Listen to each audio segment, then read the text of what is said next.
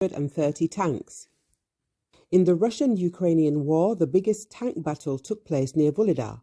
New York Times newspaper reported on this.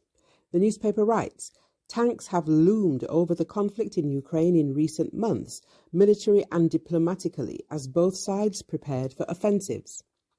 Russia pulled reserves of tanks from Cold War-era storage, and Ukraine prodded Western governments to supply American Abrams and German Leopard 2 tanks. The sophisticated Western tanks are expected on the battlefield in the next several months. The new Russian armor turned up earlier and, in its first wide-scale deployment, was decimated. A 3-week battle on a plain near the coal mining town of Vuhledar in southern Ukraine produced what Ukrainian officials say was the biggest tank battle of the war so far and a stinging setback for the Russians.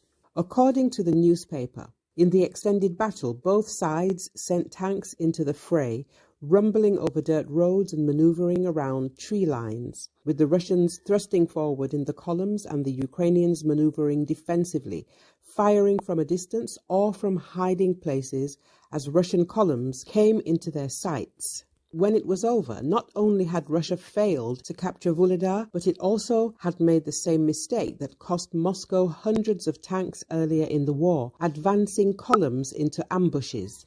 Blown up on mines, hit with artillery or obliterated by anti-tank missiles, the charred hulks of Russian armored vehicles now litter farm fields all about Vuhledar, according to Ukrainian military drone footage.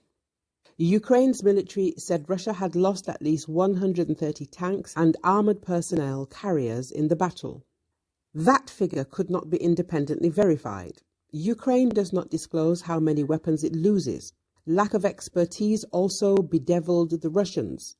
Many of their most elite units had been left in shambles from earlier fighting.